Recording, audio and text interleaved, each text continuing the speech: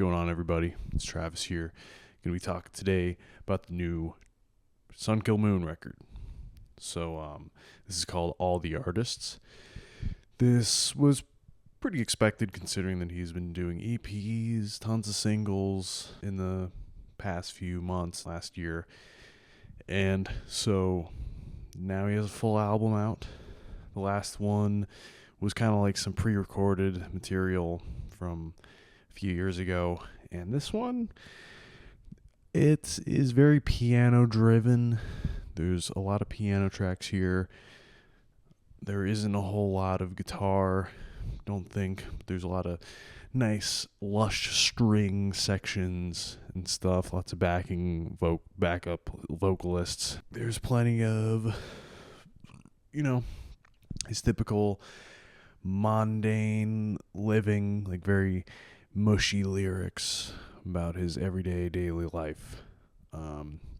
Sun Kil Moon. He's a kind of like such a legend in the indie underground scene. It starts off with the song The Great Meadow, which is a pretty sad track, which is something he's known for. And then it immediately goes into the track Persephone, which is about some coffee barista who he's friends with. And it's a pretty sweet little track. It's a bit more upbeat than the last one, more lighthearted. And the only other song I can really talk about is Green, which is actually about Jeremiah Green, the drummer from Modest Mouse, and his friendship with him, and the experiences he had throughout his life with that guy before he died a few years ago. If you're familiar with Mark's work, it's no secret that he's a fan of Modest Mouse and bands like that, indie stuff. And that's one he did a whole covers album of, what's it called, Tiny Cities, I believe. It just goes about describing the most memorable times he had with that guy. It's kind of a theme with this. His newer stuff is that it's not really guitar focused at all. This is pretty much entirely piano based.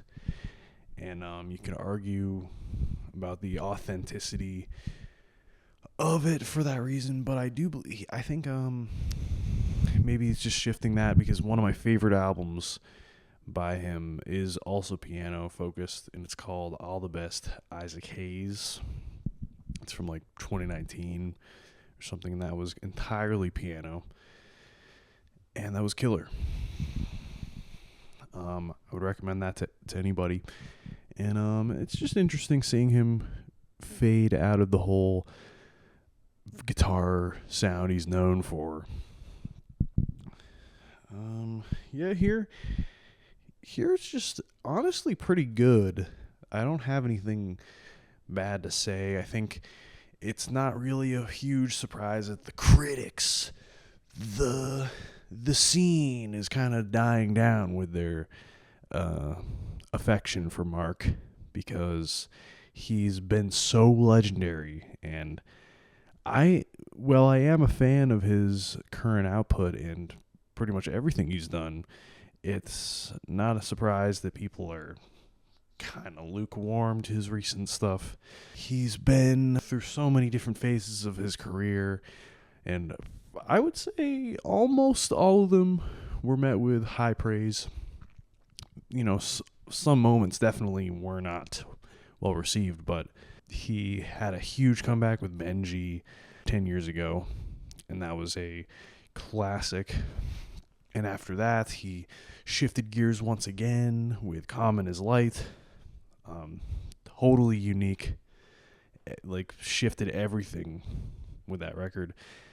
And before that, he was just kind of known for, I guess even then he was going through two different phases. Like first he was still in his Red House Painters phase with like April, that album, and Ghosts of the Great Highway and Tiny Cities.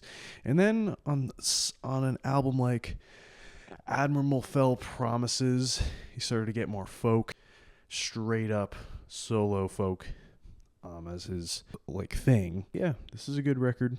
Everything is continuing his steady pace of spoken word kind of slow core shit, and yeah, no complaints whatsoever. I enjoy his knack for melodies.